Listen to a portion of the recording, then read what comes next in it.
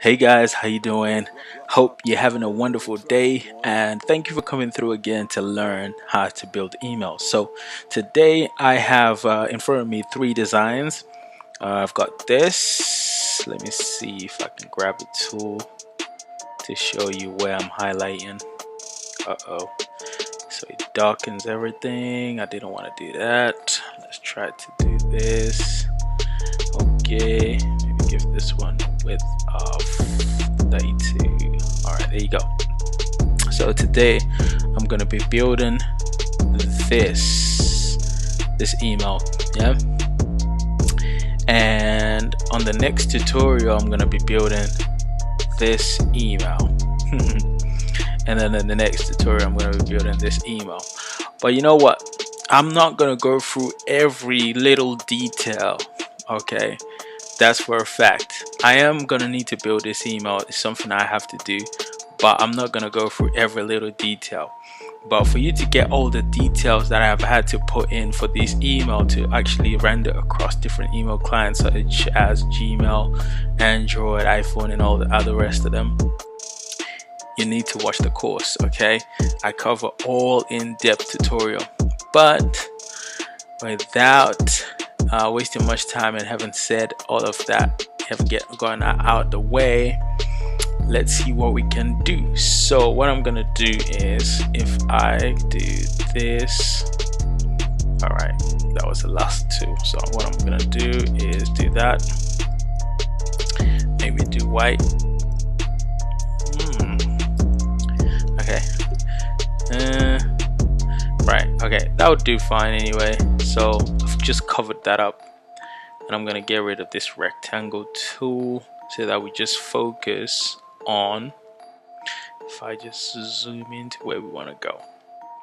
So basically we're just gonna focus on this build, and to start off, as always, I need to drag some guides onto the actual image and the actual design.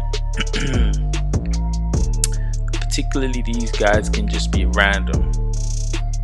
Alright, so let's have a look. In the beginning they can be random. Let's see. Okay. Alright, somewhere there is fine, and I'll drag this one and put it there. Alright, okay. So if you've watched the course, you know exactly why I'm doing what I'm doing. And okay, let's say this was the actual logo we needed to use, then I'd have to do that. Just box it up. Okay, so there we go. Bam. Alright, so now I'm gonna take the zoom tool by pushing Z on the keyboard, and I'm gonna push V on the keyboard to bring the pointer tool, and then I'm going to precisely move my guide so that it crops the image precisely. So by doing that, we become more pixel perfect, right? So let me just drag this on out right there. Perfect. Okay, if I hold spacebar and drag up, maybe hold spacebar again and drag up, okay, I can see if I push Z on the keyboard, I can see I don't want all this little gray stuff, okay, because that's not gonna make it look pixel perfect. So I push V and crop that out. Okay, push my guide up a little bit so that that's not included when I'm doing the slices. So having done that, I can literally come in here and it's gonna snap. The slices are gonna snap. And now that the slice is in place, I can call this hero. Some people may call it banner. Some people may call it whatever they want. Okay, but I'm just gonna call it, okay, let's just call it hero. That's cool. So the height is 740 by 459. So what I'm thinking is, I think the designers made this 460. By making it 460, I like round numbers, so let me just take a look back at the bottom here. Okay, so that will include all this gray that I didn't want before.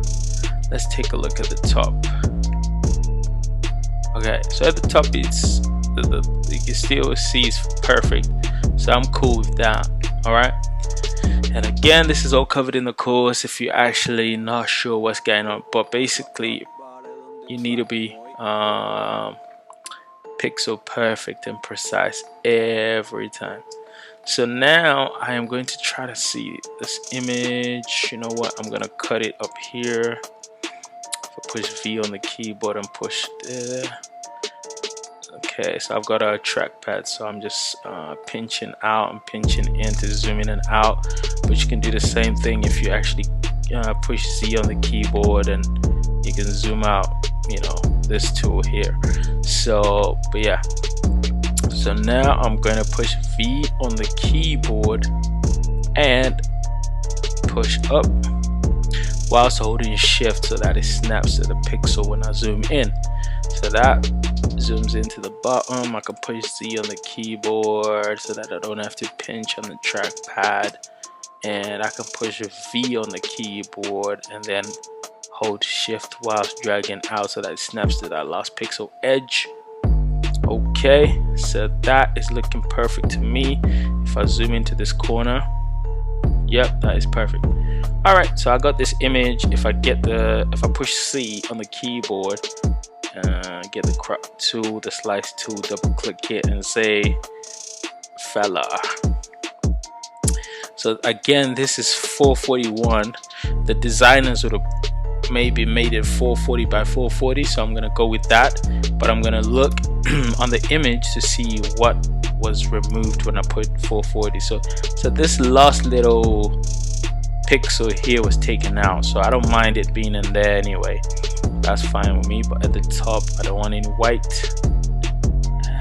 To be honest with you, I would rather a situation where if I push C, I don't have that gray, but now it's 439 because I've taken a pixel out, but I can get this pixel back in to make it 440. So if I double click this image, you'll see that it says 440 by 440. Okay, so that is just some things that you do when you're cutting out images. Let me zoom into this image. So this is when you want to get the social media icons.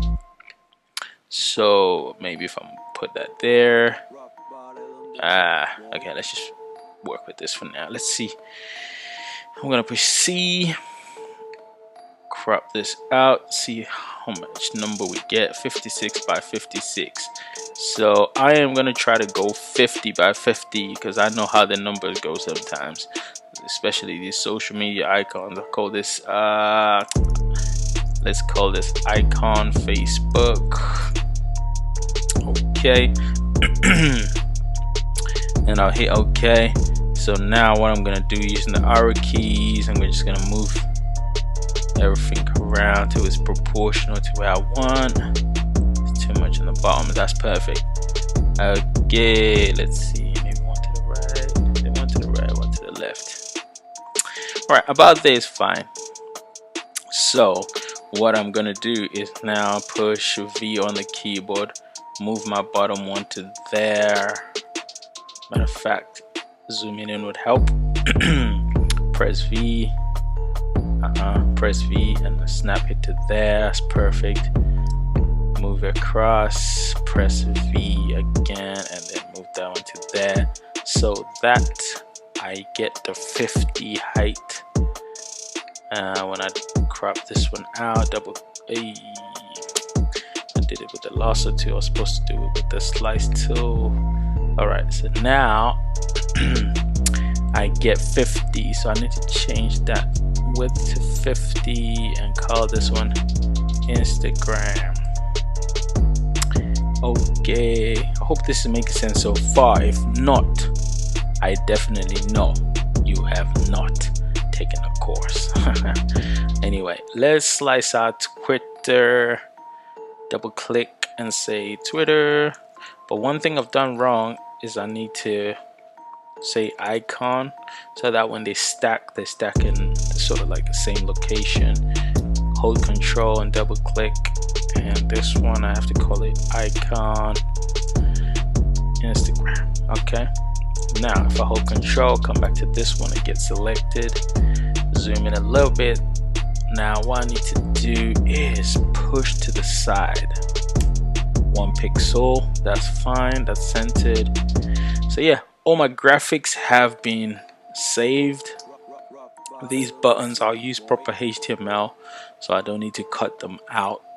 Okay, so with that done, I will save them out. Same process I've done in the course. I'll hit Control Shift Alt S, and then this comes up.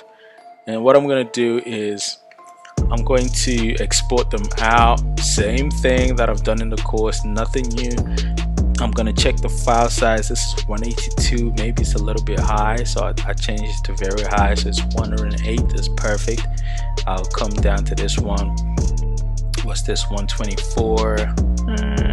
Yeah, because this is a photo, so I'd like it to be maximum quality, so I'll leave it at that. And then these social media icons, I can leave them at maximum because there's just like 4 KB. That's all right. And that's that one, 4 KB as well. I'd much rather them be as maximum quality they can be, so that's why I leave them. The idea is that obviously if it's maximum quality, it's gonna need more, like it's gonna have a bigger file size, and the bigger file size can impact the way people receive your email when you actually finally send it to their inbox. So for example, if someone opens up their phone and they're looking at your email, what tends to happen is these bigger images will take, like your 4G, it'll take longer for them to load, and that loading time can actually impact somebody from actually waiting for the image to load, seeing your offers.